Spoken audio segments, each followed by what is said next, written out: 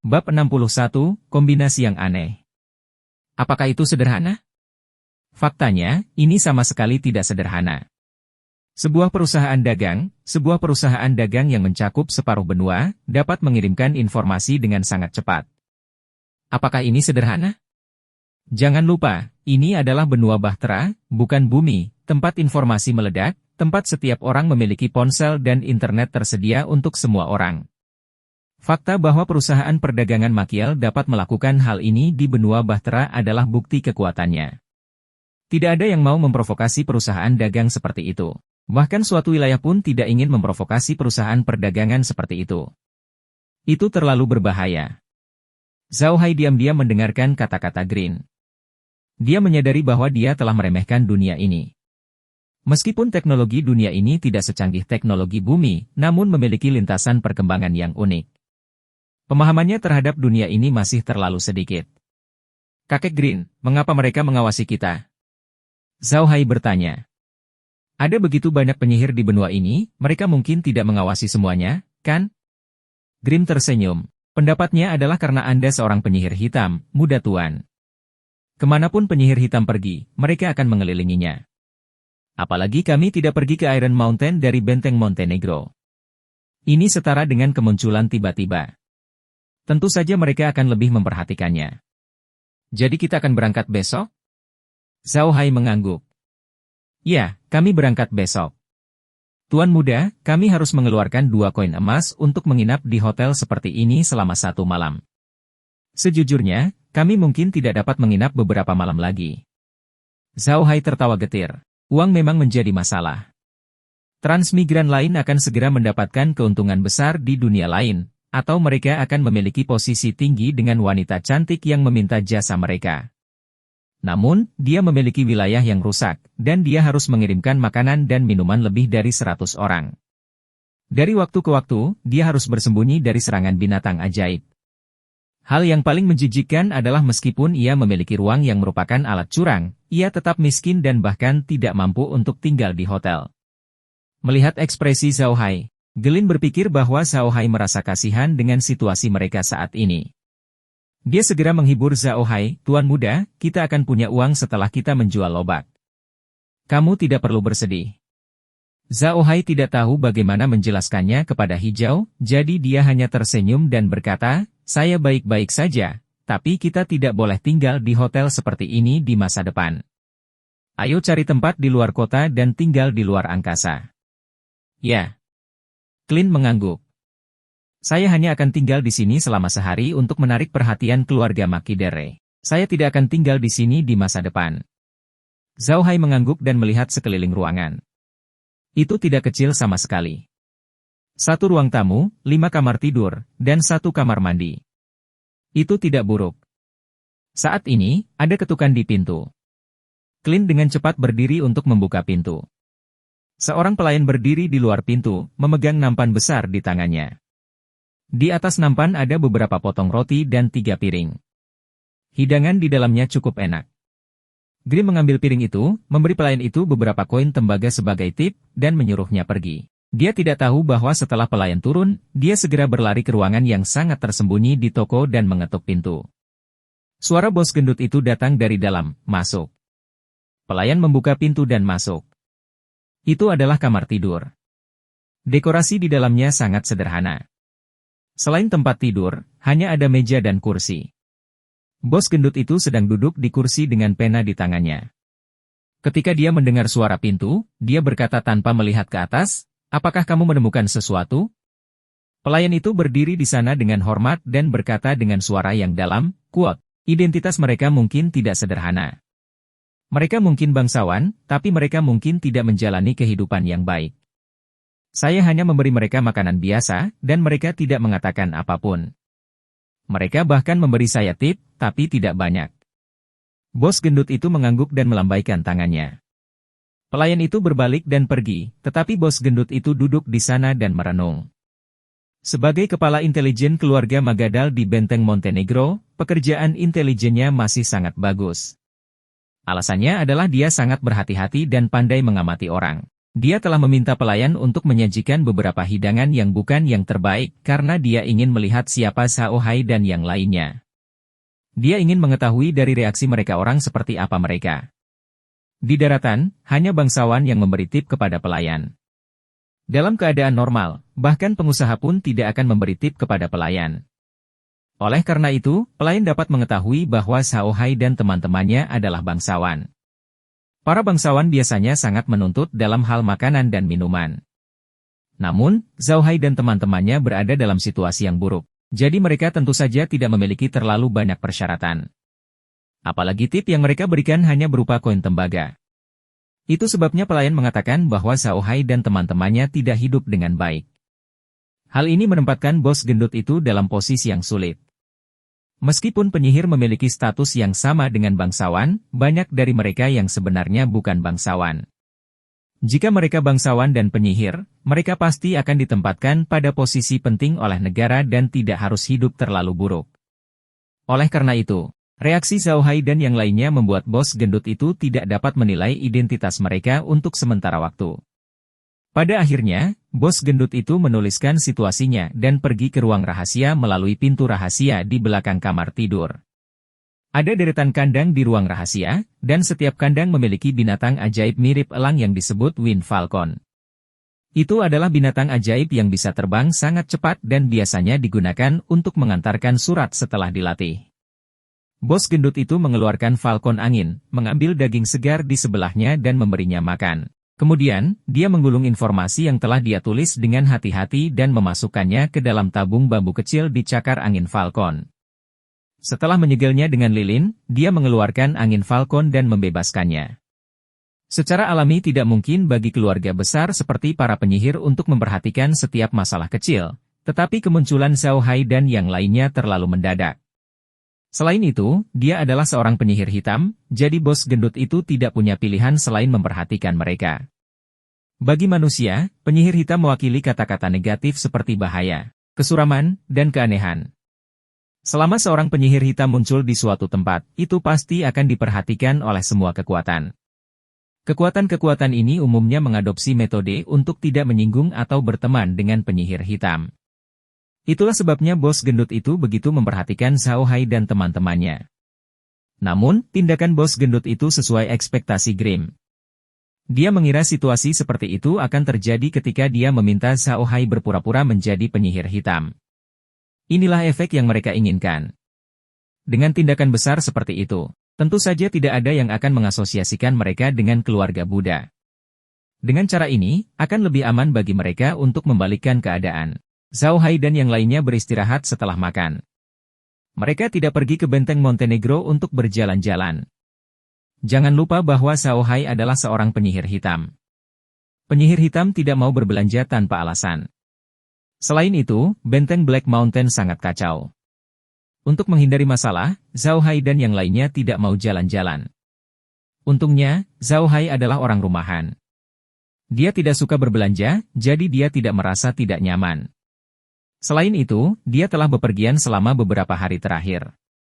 Dia sangat lelah. Sekarang dia bisa beristirahat dengan baik di tempat yang bagus, dia tentu saja sangat bersedia. Hari berlalu dengan damai, tetapi semua orang di benteng Montenegro tahu bahwa seorang penyihir hitam telah datang. Tidak ada yang memprovokasi dia, tetapi mereka semua berharap Xiao Hai dan yang lainnya segera pergi. Xiao Hai dan yang lainnya setuju dengan keinginan mereka. Keesokan paginya, mereka meninggalkan benteng Montenegro di belakang Xenomorph. Para tentara bayaran merasa iri pada mereka. Ada 3 jalan menuju keluar dari benteng Montenegro. Jalur kiri menuju ke basis produksi tanaman di Kadipaten Versailles, Dataran Ika. Itu adalah wilayah keluarga Versailles. Medannya sangat datar dan cocok untuk menanam gandum putih. Ada banyak budak yang bekerja untuk keluarga di sana. Jalan di sebelah kanan menuju ke hutan Beek, yang merupakan sumber utama kayu di Kadipaten Versailles. Pada saat yang sama, itu juga merupakan wilayah keluarga Versailles dan salah satu sumber pendapatan utama mereka. Dalam keadaan normal, sangat sedikit orang yang menempuh kedua jalur ini. Ini karena wilayah kekuasaan keluarga Versailles dipenuhi dengan budak. Tidak ada peluang bisnis di sana, jadi wajar saja jika tidak ada yang mau ke sana. Jalan di tengah menuju ke kota terbesar di Kadipaten Versailles, ibu kota Kadipaten Versailles, kota Casar, yang dikenal sebagai Mutiara Utara Kekaisaran Arkas. Tentu saja, Zhao Hai dan yang lainnya tidak pergi ke daerah penghasil biji-bijian atau tempat penebangan kayu. Mereka keluar untuk menjual lobak, jadi tentu saja mereka harus pergi ke kota Kasa. Perdagangan di sana sangat makmur. Dalam beberapa hari berikutnya, Zhao Hai dan yang lainnya masih dalam perjalanan. Namun, mereka tidak lagi berada di Gurun Tanah Hitam. Mereka telah berada di Gurun Tanah Hitam selama 3 hari dan tidak melihat satu orang pun. Sebaliknya, mereka melihat Tanah Hitam. Sekarang, mereka berada di Kadipaten Versailles, di mana terdapat banyak orang. Mereka bisa melihat banyak pejalan kaki dan kereta di jalan. Mereka juga bisa melihat hutan dan lahan pertanian di pinggir jalan. Namun, karena bentuk kelompok Zhao Hai terlalu kuat, orang-orang akan menghindarinya ketika mereka melihatnya. Meski begitu, Zhao Hai sangat puas. Tidak peduli apa, dia akhirnya bisa melihat orang-orang dan tidak perlu terburu-buru di jalan yang membosankan seperti sebelumnya. Masuk akal ketika dia memikirkannya. Seorang prajurit yang tampak seperti kaleng besi sedang duduk di atas kepala kerangka besar, dan seorang penyihir hitam berjubah hitam sedang duduk di dalam peti. Meskipun ada kecantikan kecil yang tampak manis duduk di sebelahnya, kombinasi ini sendiri sangat aneh, belum lagi reputasi sengit dari penyihir hitam. Akan aneh jika orang di jalan tidak menghindarinya. Zhao Hai dan yang lainnya telah melakukan apa yang mereka katakan sebelumnya. Bahkan ketika mereka melewati kota-kota kecil, mereka tidak tinggal di kota. Sebaliknya, mereka pergi keluar kota dan menemukan tempat yang tidak ada orang di sekitarnya. Kemudian, mereka kembali ke ruang asal. Hal ini membuat keberadaan mereka tampak tidak pasti dan bahkan semakin aneh. Bab 62, Desa Aneh. Ada beberapa keluarga besar di benua itu yang memperhatikan kelompok Zhao Hai. Di tempat seperti Benteng Montenegro, tentu saja mustahil bagi para penyihir untuk menjadi satu-satunya yang membangun stasiun intelijen di sana. Dari segi masalah, ada beberapa keluarga besar di benua itu yang membangun stasiun intelijen di sana. Beberapa dari stasiun intelijen ini hanyalah toko, sementara beberapa lainnya adalah kelompok tentara bayaran. Keluarga besar itu tidak menyiapkan titik intelijen di sini untuk menyelidiki urusan nasional apapun. Tidak mungkin terjadi apapun di tempat seperti Benteng Gunung Hitam. Hanya ada satu tujuan untuk menyiapkan poin intelijen di sini, bakat. Sebagian besar bangsawan di benua Bahtera telah ada selama lebih dari 1000 tahun. Mereka sangat menyadari pentingnya bakat, dan bagi mereka, seorang pejuang yang kuat sangat membantu. Jadi, di tempat seperti Benteng Montenegro tempat berkumpulnya para petualang dan tentara bayaran, akan ada agen intelijen yang dikirim ke sana oleh keluarga besar untuk mencari prajurit yang berpotensi dan membawa mereka ke dalam keluarga untuk menjadi bagian dari kekuatan keluarga. Oleh karena itu, ketika Zhao Hai dan yang lainnya muncul di Benteng Montenegro, banyak keluarga besar menerima berita tersebut dan memperhatikan mereka dengan cermat. Namun, orang-orang yang menonton kelompok Zhao Hai jelas salah perhitungan. Mereka tidak mengira kelompok Zhao Hai tidak tinggal di kota melainkan tinggal di luar kota. Pada malam hari, mereka biasanya menuju ruang asal untuk beristirahat. Hal ini membuat orang yang ingin mengikuti mereka tidak dapat mengetahui keberadaannya. Itu sangat aneh. Namun, tindakan Zhao Hai membuat mereka semakin yakin bahwa dia adalah seorang penyihir hitam. NBSP, orang-orang itu mengikuti Zhao Hai bukan karena mereka ingin mengikatnya, tetapi karena mereka takut Zhao Hai dan yang lainnya akan membahayakan keluarga mereka. Meskipun rata-rata bangsawan akan merekrut beberapa penyihir hitam, mereka tahu latar belakang penyihir hitam ini. Tidak ada yang mau merekrut penyihir hitam yang tidak lazim, jadi tidak ada yang melakukan kontak dengan Zhao Hai dan yang lainnya. Zhao Hai dan yang lainnya tidak tahu bahwa mereka sedang diikuti. Mereka masih bergerak dengan kecepatannya masing-masing. Mereka tidak bergerak terlalu cepat karena terlalu banyak orang di jalan. Mereka tidak bisa berjalan terlalu cepat, atau mereka mungkin mengalami kecelakaan. Diperlukan 7 hari untuk melakukan perjalanan dari Benteng Montenegro ke kota Casar meskipun mereka menunggang kuda. Zhao Hai dan yang lainnya melakukan perjalanan dengan kecepatan yang sama, sehingga mereka membutuhkan waktu 7 hari untuk mencapai kota Casar. Saat ini, mereka sudah berada di jalan selama 3 hari. Dalam 3 hari ini, mereka telah melewati 2 kota kecil dan desa-desa kecil yang tak terhitung jumlahnya. Dari sini terlihat Kadipaten Versailles masih sangat makmur. Pada pagi hari keempat, Zhao Hai dan yang lainnya keluar dari sela seperti biasa. Mereka dalam perjalanan seperti biasa. Untung saja saat ini belum musim hujan, sehingga meski jalanannya tanah, namun mulus sekali. Xenomorph tidak merasakan benturan apapun saat berjalan. Namun, Zhao Hai merasa ada sesuatu yang salah hari ini. Seolah-olah ada sesuatu yang hilang. Zhao Hai melihat sekeliling dengan bingung, tidak tahu apa yang hilang. Saat Zhao Hai masih bingung, Mac berkata, "Quote, Tuan Muda, ini sangat aneh. Kami sudah berjalan lebih dari 2 jam, tapi kami masih belum melihat ada orang yang lewat. Sudah ada banyak orang di sekitar saat ini setiap hari." Zhao Hai akhirnya menyadari ada sesuatu yang tidak beres setelah mendengar apa yang dikatakan Mac. Sudah lebih dari 2 jam sejak pagi hari, dan mereka belum melihat satu orang pun. Tidak heran dia merasa ada sesuatu yang tidak beres. Itu karena mereka merindukan seseorang. Zhao Hai merasa ada sesuatu yang salah dan segera berkata dengan suara yang dalam, "Berhenti," katanya. Alien itu segera berhenti.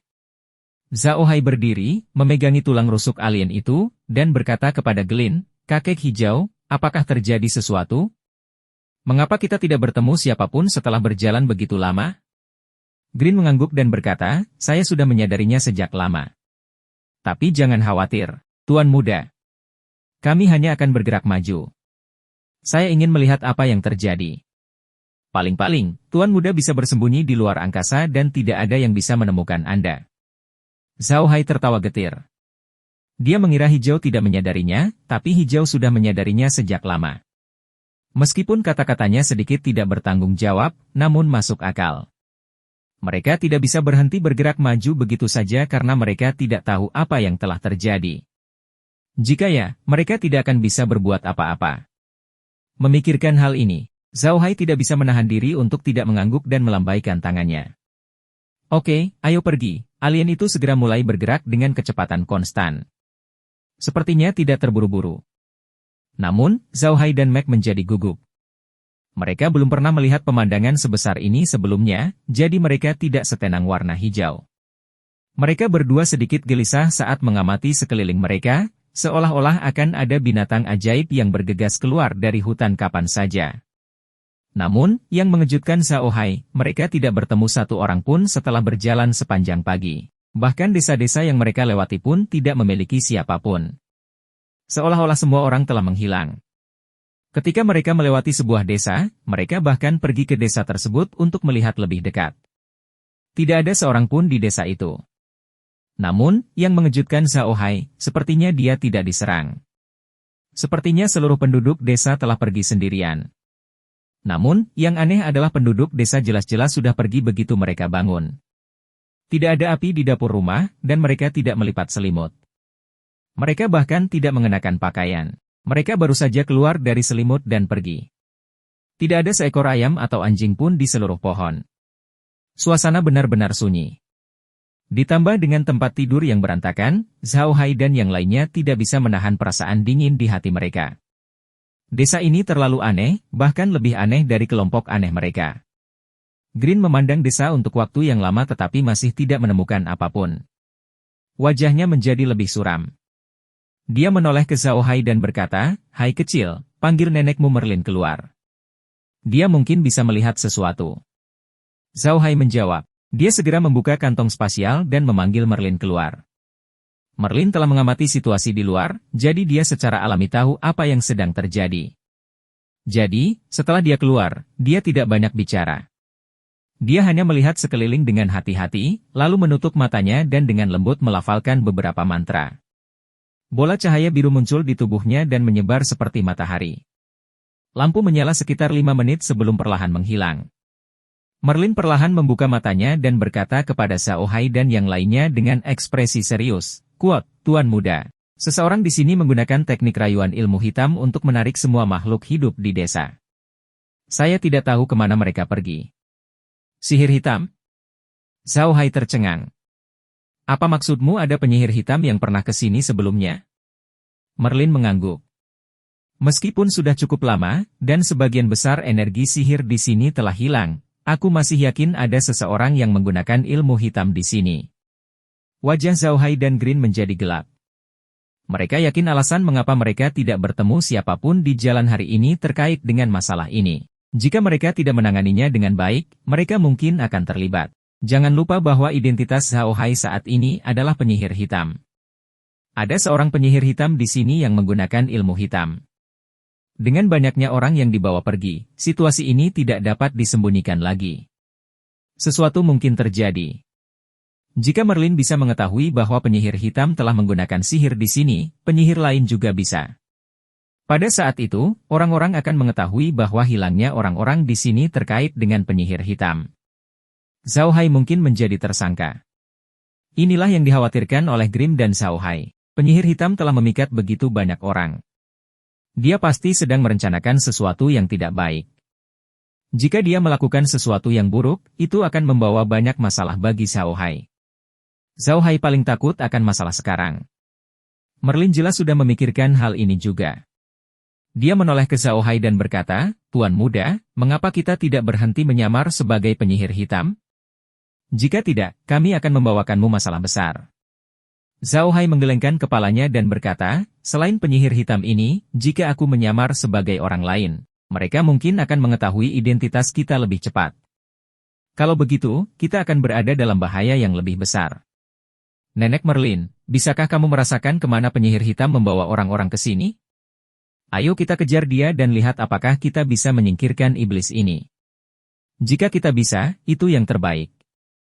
Bahkan jika kita tidak bisa membiarkan klan Versailles mencurigai kita. Keluarga Versailles tidak bisa mengabaikan kejadian sebesar itu begitu saja. Ini adalah wilayah mereka, dan semua orang yang tinggal di sini adalah bagian dari keluarga mereka. Mereka harus membayar pajak kepada keluarganya, jadi tentu saja mereka memiliki kewajiban untuk menjamin keselamatan mereka. Hanya ada satu cara bagi Zhao Hai untuk membuat orang berhenti mencurigainya, dan itu adalah menemukan pembunuh sebenarnya dan menyerahkannya kepada keluarga Versailles. Dengan begitu, dia tidak akan dicurigai. Meskipun Green tidak ingin Zhao Hai melakukan kontak dengan keluarga Versailles, ini adalah satu-satunya cara untuk menghindari kecurigaan. Bagaimanapun juga, mereka berada di wilayah keluarga Versailles. Jika Zhao Hai dicurigai oleh keluarga Versailles, itu hanya akan menimbulkan lebih banyak masalah. Identitasnya akan terungkap dengan sangat cepat, dan identitas Zhao Hai tidak dapat diungkapkan sama sekali. Merlin juga melihat warna hijau. Dia ingin tahu apakah Green setuju dengan Zhao Hai. Jika Green setuju, maka dia akan menemukan cara untuk menemukan arah yang telah dilalui penyihir itu dan menemukannya. Green mengerti maksud Merlin. Dia mengangguk tidak sabar dan berkata, "Baiklah, mari kita lakukan apa yang Tuan Muda katakan. Temukan orang itu dan serahkan dia ke klan Versailles. Hanya dengan begitu kami dapat melanjutkan rencana kami." Merlin mengangguk dan menggunakan mantra yang sama lagi, tapi kali ini, butuh waktu lebih lama, 10 menit penuh untuk menyelesaikannya. Setelah mantranya selesai, Merlin menunjuk ke arah kota Kasa dan berkata, "Kuat, itulah arahnya." Mungkin karena itulah kami tidak bertemu siapapun sepanjang perjalanan. Bab 63, Kelompok Tentara Bayaran Abadi. Zhao Hai dan Merlin keduanya mengangguk. Namun, masalah ini agak aneh. Biasanya, ada beberapa orang yang pergi ke kota Casar dari benteng Montenegro setiap hari. Namun, hari ini terasa aneh. Tidak ada seorang pun yang datang dari arah benteng Black Mountain ke kota Casar. Hingga saat ini, Zhao Hai dan yang lainnya belum bertemu satu orang pun. Apa yang Zhao Hai dan yang lainnya tidak diketahui adalah ada karavan yang melewati mereka di pagi hari. Namun karavan tersebut menyadari ada yang tidak beres setelah berjalan beberapa saat dan segera mundur ke kota kecil di belakang mereka. Kemudian, mereka menceritakan kabar tersebut kepada para pedagang. Saat ini, banyak orang dari benteng Black Mountain berhenti di kota kecil yang melewati Zhao Hai dan yang lainnya. Mereka akan membentuk karavan yang lebih besar dan mempekerjakan lebih banyak tentara bayaran dari benteng Black Mountain sebelum berangkat. Namun, Zhao Hai dan yang lainnya tidak mengetahui hal ini. Karena dia berada di jalan selama beberapa hari terakhir. Dia merasa sangat lelah, jadi dia bangun agak terlambat. Karavan berangkat saat fajar, 2 hingga 3 jam lebih awal dari mereka, jadi Zhao Hai tidak mengetahui hal ini. Justru karena para pedagang telah memblokir orang-orang yang datang kemudian, Zhao Hai dan yang lainnya tidak melihat orang-orang dari benteng Montenegro. Itulah mengapa kejadian aneh terjadi. Faktanya, bukan hanya Zhao Hai yang tidak mengerti. Bahkan hijau pun tidak mengerti. Ada banyak bandit di benua itu, dan mungkin saja mereka diserang oleh binatang buas di alam pembohong. Oleh karena itu, beberapa tim pedagang sangat berhati-hati. Jika mereka melihat ada yang tidak beres, mereka akan segera memasuki kota dan maju bersama tim pedagang lainnya. Tentu saja, Zhao Hai tidak mengetahui hal ini. Hijau juga tidak tahu.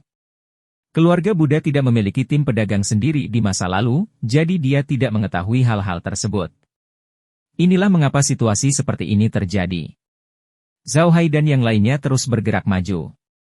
Sepanjang perjalanan, mereka mendiskusikan 5 desa, namun orang-orang di dalamnya semuanya menghilang.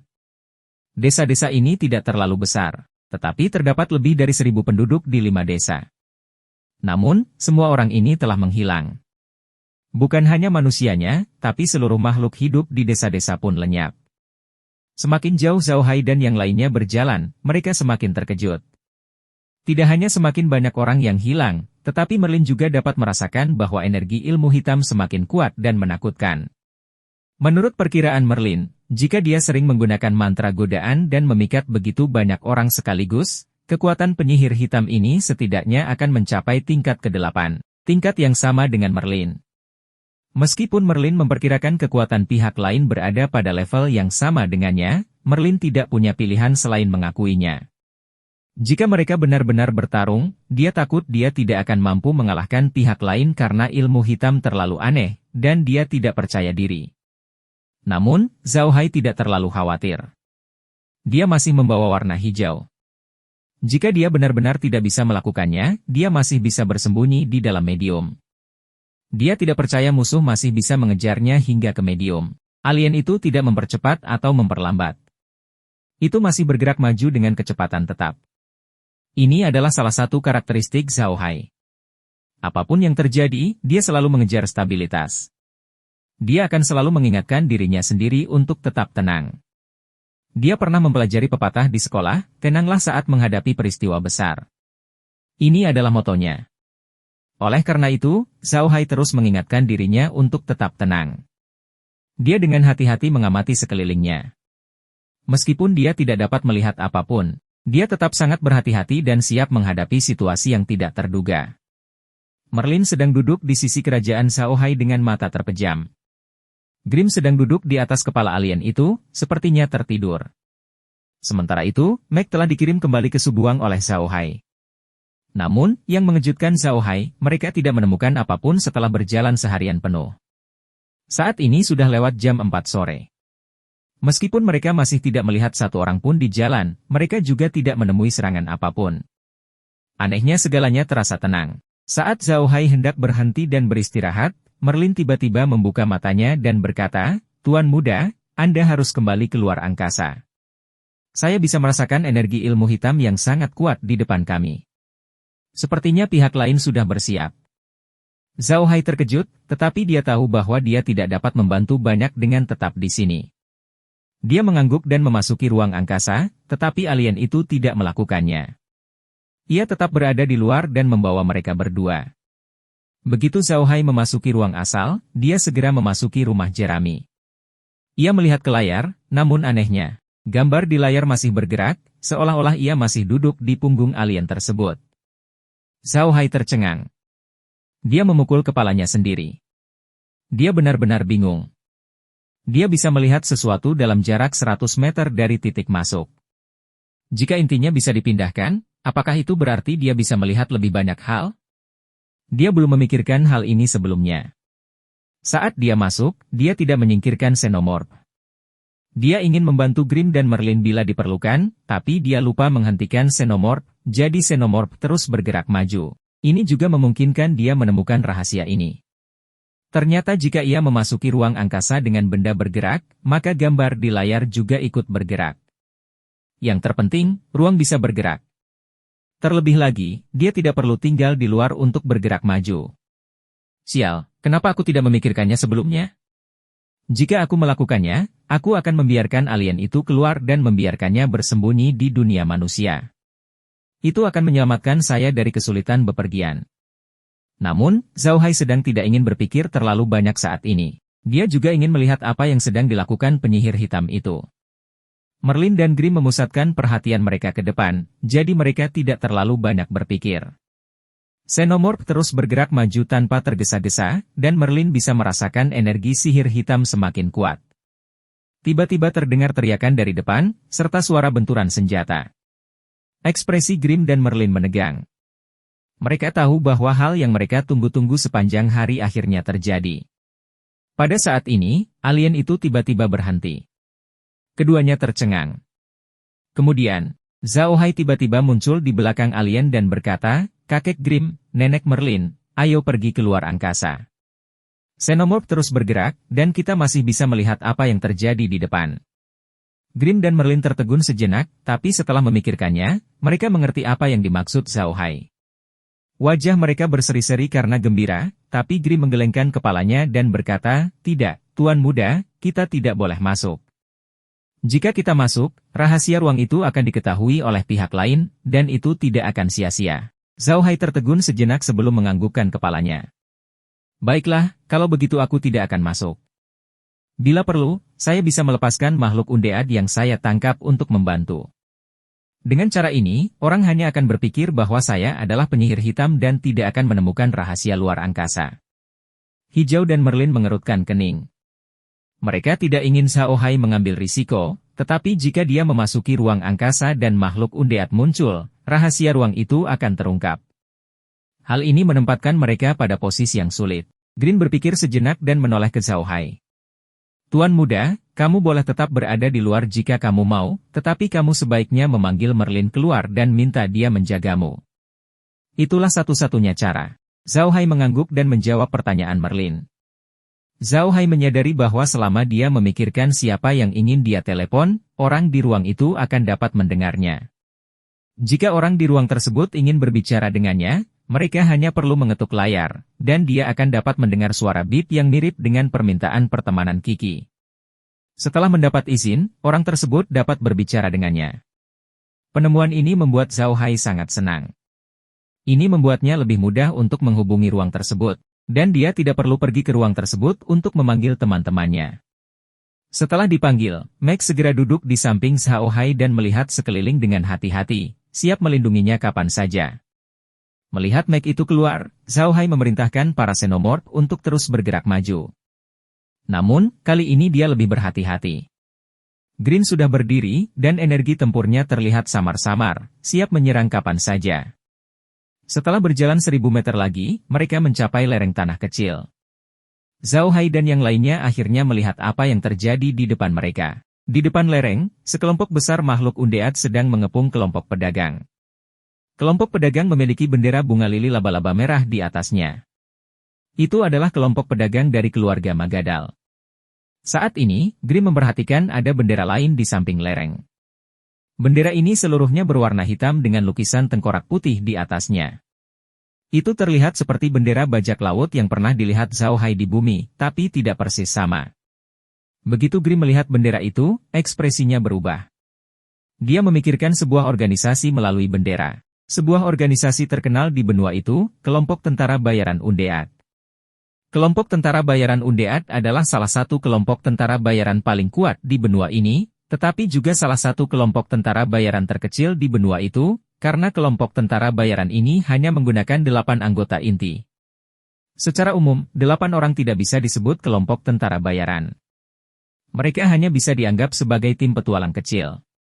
Namun, tim yang dibentuk oleh 8 orang ini disebut kelompok tentara bayaran di benua itu karena 8 orang ini semuanya adalah penyihir berkulit hitam. Kelompok tentara bayaran ini sudah ada selama beberapa dekade. Dalam beberapa dekade ini, kelompok tentara bayaran ini telah menjalankan lebih dari 1000 misi, dan lebih dari 500 di antaranya adalah ketika mereka membunuh majikan dan merampok barang-barang mereka. Belakangan, tidak ada yang berani mempekerjakan mereka untuk melakukan misi, sehingga mereka langsung merampok dan menjadi komplotan pencuri. Tentu saja, ada banyak kelompok tentara bayaran yang melakukan hal ini di benua itu. Jika itu masalahnya, mereka tidak akan diingat oleh semua orang di benua ini.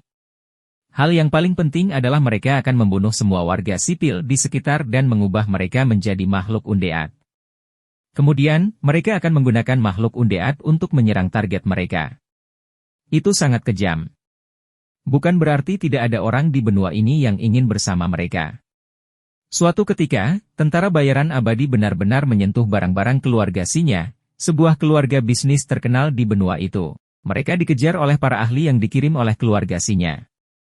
Dari 8 anggota tentara bayaran abadi, 7 tewas, dan yang terakhir terluka parah. Pada awalnya, orang-orang di benua itu mengira bahwa bayaran tentara abadi akan hilang sejak saat itu.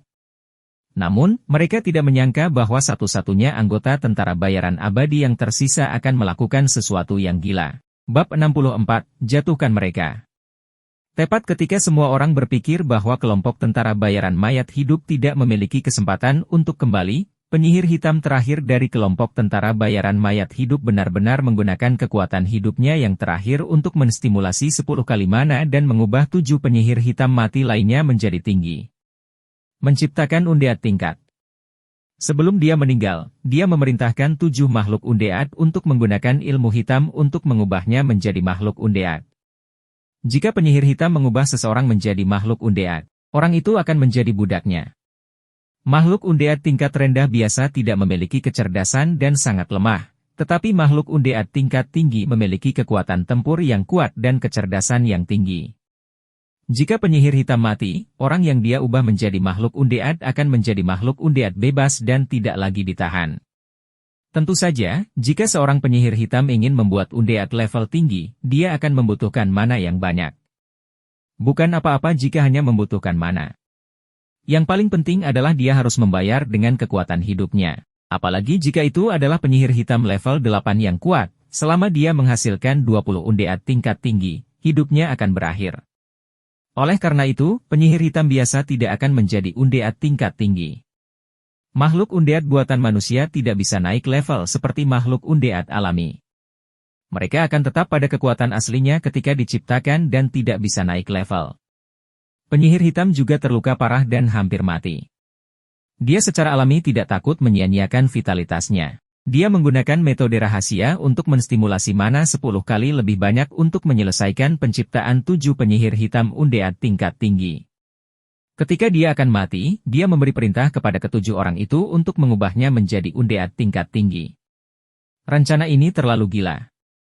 Dia telah mengubah ketujuh orang itu menjadi penyihir hitam yang tidak mati, tetapi dia telah mati. Dengan kata lain, ketujuh orang itu telah menjadi makhluk undead yang bebas dan tidak perlu mendengarkannya. Jadi sangat sulit untuk mengatakan apakah orang ketujuh itu akan berubah menjadi undead tingkat tinggi. Bahkan jika rencananya berhasil dan ketujuh dari mereka mengubahnya menjadi makhluk undead tingkat tinggi, dia hanya akan menjadi makhluk undead mulai sekarang. Dia tidak akan bisa makan, tidur, dan bersenang-senang. Segala sesuatu yang bisa dinikmati manusia tidak ada artinya bagi mereka. Apakah itu layak? Tidak ada yang bisa menjawab. Mungkin hanya anggota tentara bayaran abadi yang bisa menjawab, tapi mereka tidak mau menjawab karena rencana orang itu telah berhasil. 7 sahabat yang diubah menjadi makhluk undead malah mengubahnya menjadi makhluk undead. Kali ini, tentara bayaran abadi dapat dianggap layak atas nama mereka. Apa gunanya kelompok tentara bayaran yang dibentuk oleh 8 penyihir hitam abadi? Jawabannya tidak mungkin. Kedelapan orang ini tidak bisa berbuat baik. Sebaliknya, mereka menjadi geng pencuri paling terkenal di benua itu. Namun, dalam keadaan normal, mereka tidak berani menyinggung keluarga besar tersebut. Meskipun 8 dari mereka telah menjadi makhluk undead, kekuatan mereka telah berkurang. Jika mereka benar-benar menyinggung keluarga besar itu, mereka mungkin akan hancur. Meskipun makhluk undead disebut undead, itu hanya terjadi jika mereka tidak diserang. Jika mereka dikejar oleh ahlinya, jiwa mereka akan tercerai-berai. Tindakan gila para tentara bayaran abadi juga membuat keluarga besar merasa sangat takut. Di mata keluarga besar, anggota tentara bayaran abadi adalah sekelompok orang gila, jadi mereka tidak akan dengan mudah memprovokasi orang-orang ini. Sebenarnya, mereka telah menjadi makhluk undead dan tidak memiliki keinginan. Jadi mereka tidak boleh merampok lagi. Namun, tentara bayaran undead berbeda. Mereka tidak hanya merampok, tetapi mereka juga merampok lebih ganas dari sebelumnya. Ini sangat membingungkan, tapi Anda tidak bisa menanyakannya. Keluarga-keluarga besar di benua itu tidak ingin memprovokasi mereka, jadi masalah ini berlarut-larut, dan tentara bayaran Undead lolos begitu saja. Karena alasan inilah kelompok tentara bayaran abadi selalu terkenal di benua itu, dan tidak ada yang mau menyinggung perasaan mereka. Kelompok tentara bayaran Undead memiliki reputasi yang begitu hebat sehingga Grimm tentu saja pernah mendengarnya. Justru karena dia pernah mendengarnya, wajahnya menjadi sangat jelek. Sejujurnya, dia tidak ingin menyinggung tentara bayaran abadi. Mereka adalah sekelompok orang gila. Jika dia benar-benar menyinggung mereka, itu akan membawa akibat buruk bagi keluarga Buddha. Grimm melihat bendera itu. Ya, itu adalah bendera tentara bayaran abadi. Mereka memasang bendera di sini untuk memberitahu orang yang lewat bahwa tentara bayaran abadi sedang melakukan pekerjaan mereka dan yang terbaik adalah tidak membuat masalah. Jika tidak, mereka akan menjadi musuh tentara bayaran abadi. Tuan muda, ayo mundur dulu. Ada sesuatu yang ingin kukatakan kepadamu. Hijau menoleh ke Zhao Hai. Zhao Hai sedang menyaksikan pertempuran di depannya. Ketika dia mendengar kata-kata Grimm, dia dengan cepat menganggukkan kepalanya dan memerintahkan para xenomorph mundur. Para xenomorph mundur diam-diam menuruni lereng, dan sepertinya tak seorang pun memperhatikan mereka di medan perang. Setelah turun dari bukit, Grimm menunjuk ke arah hutan.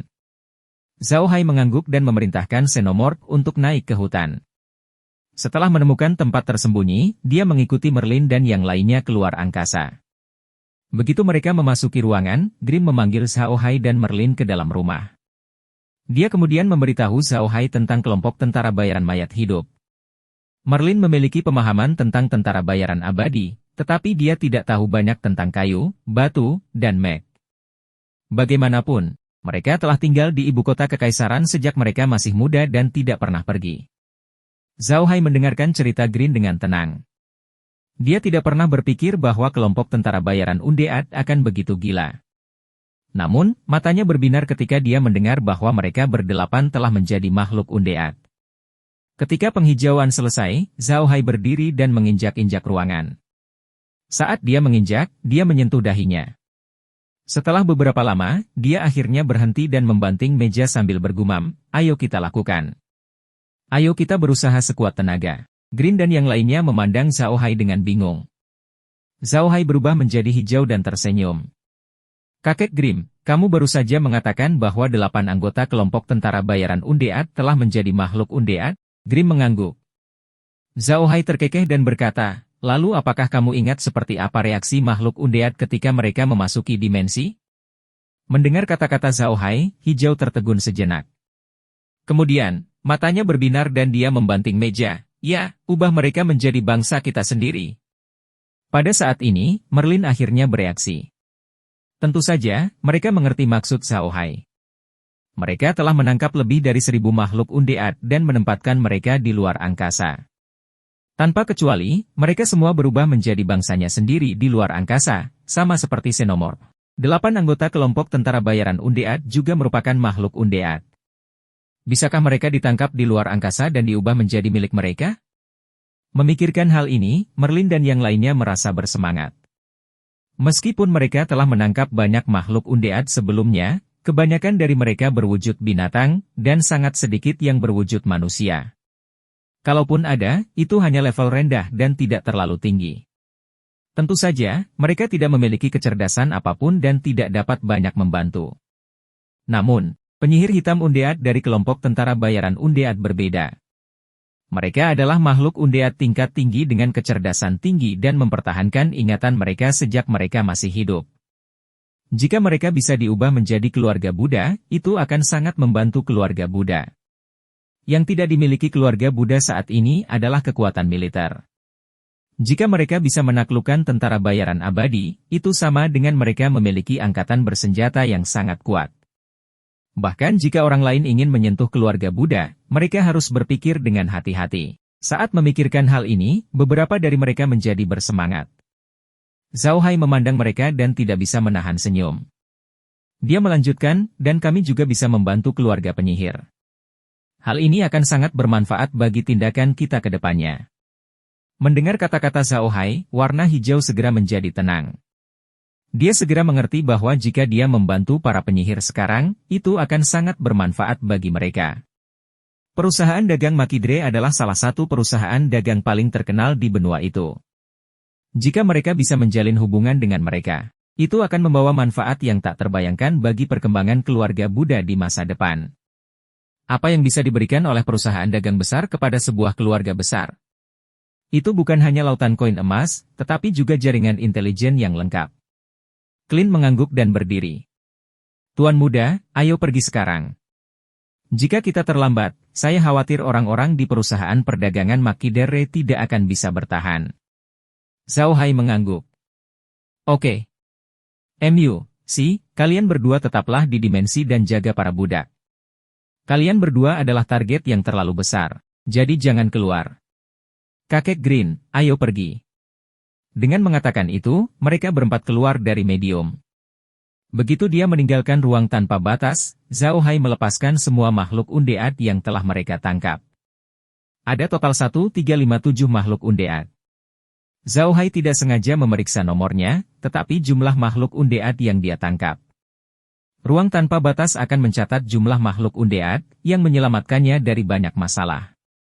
Ini akan menjadi pemandangan besar jika Zhao Hai melepaskan makhluk undead. Makhluk undead yang dia tangkap semuanya berukuran besar. Setidaknya yang bisa mereka lakukan adalah menangkap makhluk undead humanoid dan beberapa makhluk undead tipe serangga. Namun, kedua jenis makhluk undead ini adalah yang paling sedikit jumlahnya. Mayoritas dari mereka adalah makhluk seperti alien dan tikus besar. Kedua makhluk undead ini sangat besar. Begitu mereka dibiarkan, itu akan menjadi pasukan makhluk undead. Itu jauh lebih bagus daripada yang dibuat oleh kelompok tentara bayaran abadi. Zhao Hai duduk di Xenomorph dengan Meg di sebelahnya, dan Merlin dan Grim di kepala Xenomorph. Kemudian, Zhao Hai memutar tangannya, dan kekuatan perkasa dari binatang ajaib abadi memutar menuju lereng. Zhao Hai dan yang lainnya telah melihat bahwa pasukan undead memiliki lebih dari 3.000 orang, termasuk anjing, ayam, domba, sapi, babi, dan makhluk undead domestik lainnya. Rupanya orang-orang ini telah membantai banyak desa untuk membentuk pasukan undead. Bab 65, Favorit Surga, Laura. Ini juga merupakan taktik umum dari tentara bayaran undead. Mereka pertama-tama membunuh semua orang di desa-desa sekitar dan mengubah mereka menjadi pasukan makhluk undead. Meskipun makhluk undead berlevel rendah, kekuatan serangan mereka tidak lemah.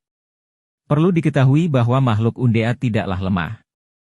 Selain itu, mereka tidak takut mati atau kesakitan, jadi serangan mereka sepenuhnya bersifat bunuh diri. Tidak ada ras cerdas yang mau menghadapi mereka. Reputasi keluarga Magellan di benua itu sangat tinggi, dan mereka juga sangat kuat. Jadi ketika karavan mereka keluar, tidak ada yang berani menyerang mereka. Seiring berjalannya waktu, secara alami mereka akan sedikit bersantai, sehingga setiap kelompok pedagang tidak mengirimkan banyak orang. Kali ini, keluarga Magellan pergi ke benteng Montenegro untuk membuat kesepakatan rahasia dengan orang misterius, dan barang yang akan mereka buat kesepakatannya adalah bola necromancer. Bola ajaib kematian ini ditemukan oleh seorang pencuri di sebuah makam kuno. Bola ajaib ini memiliki energi kematian yang kuat dan dapat mengubah makhluk undead biasa menjadi makhluk undead tingkat menengah atau tinggi. Meski keluarga Magellan sangat ingin menyimpan harta karun tersebut, namun kabar ini diketahui oleh orang yang sangat misterius. Orang misterius itu menawarkan harga yang mahal untuk membeli bola ajaib ini, dan keluarga Magellan tidak punya pilihan selain menyetujuinya. Mereka kemudian memilih berdagang di tempat seperti benteng Gunung Montenegro yang tidak dipandu oleh siapapun karena tidak akan menarik perhatian orang. Tidak ada yang mengira bahwa mereka akan membawa harta karun sebesar itu untuk perlindungan di sini.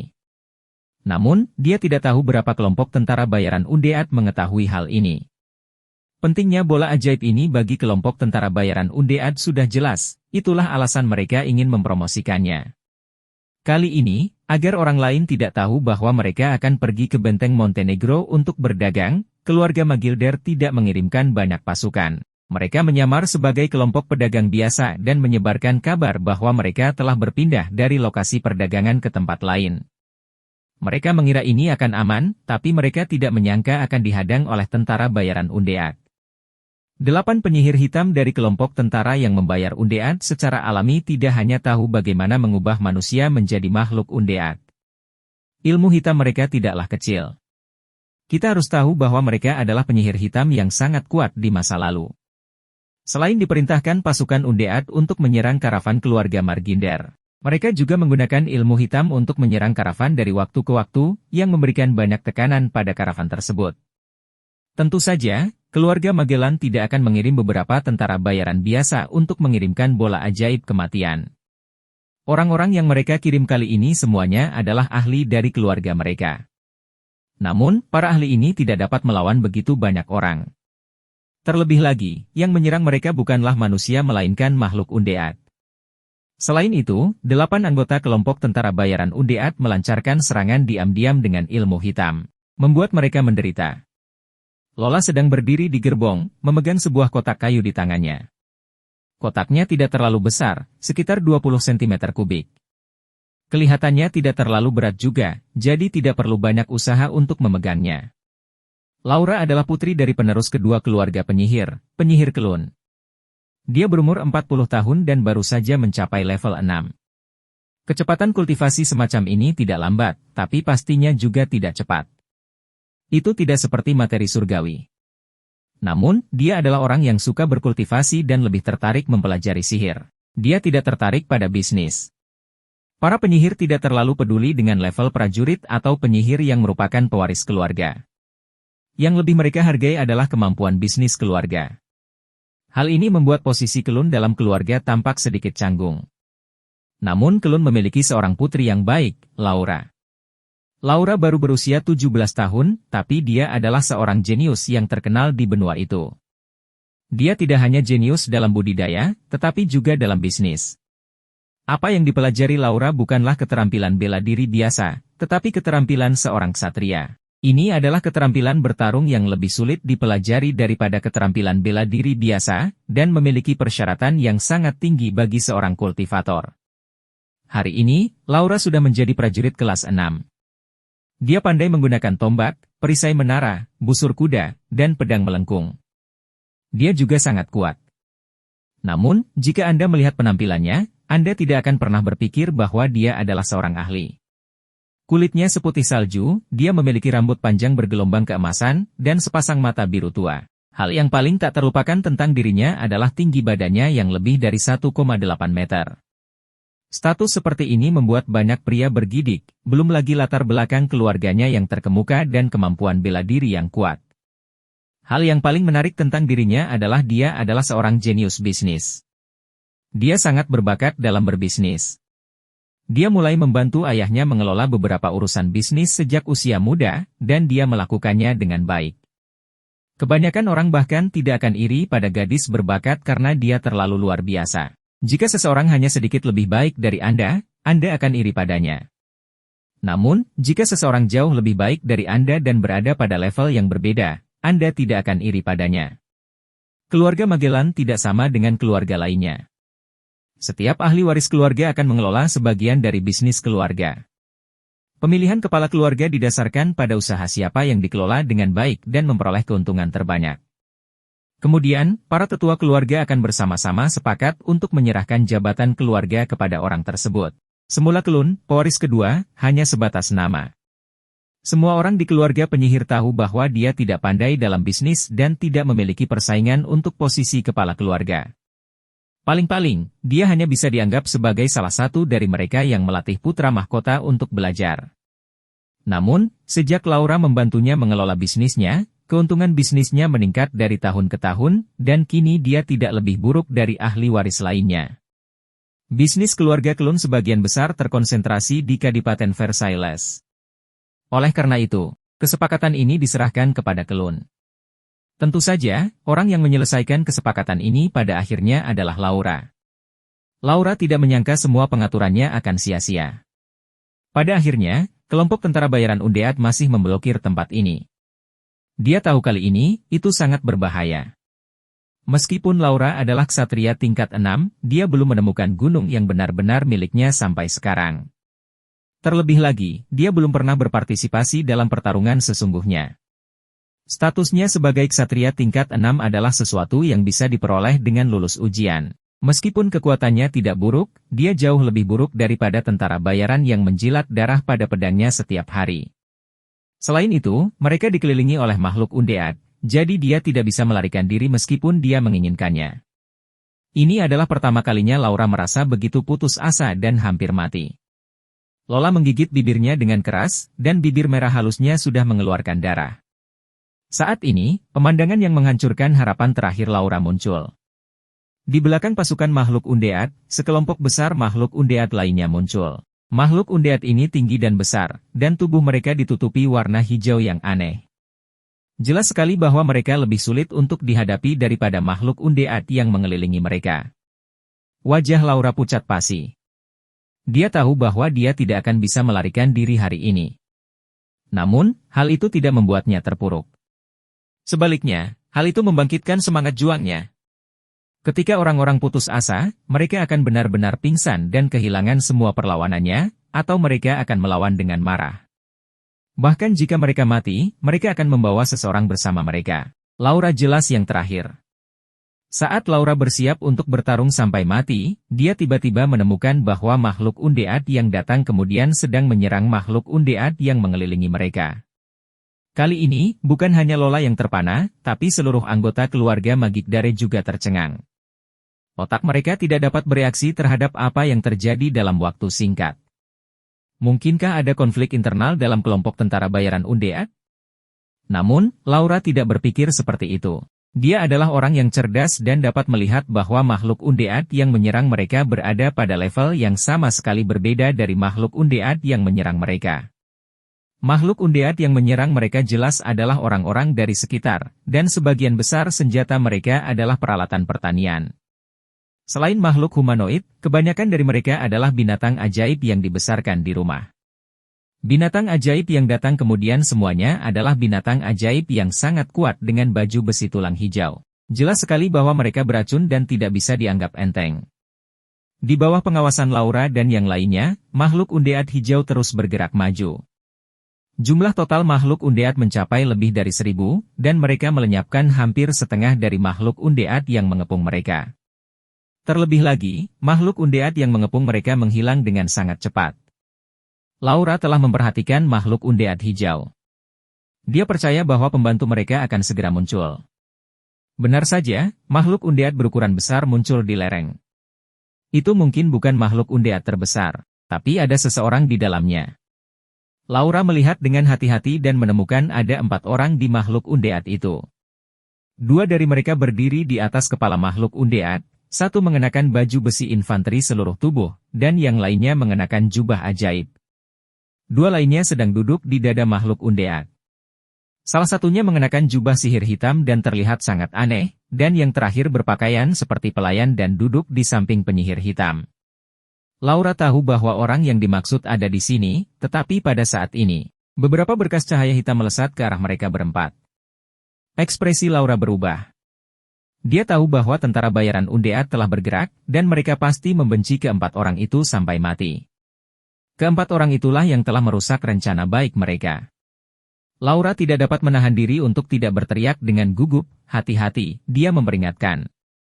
Namun, dia tidak menyangka bahwa dia berada begitu jauh dari mereka berempat sehingga mereka tidak dapat mendengar apa yang dia teriakkan.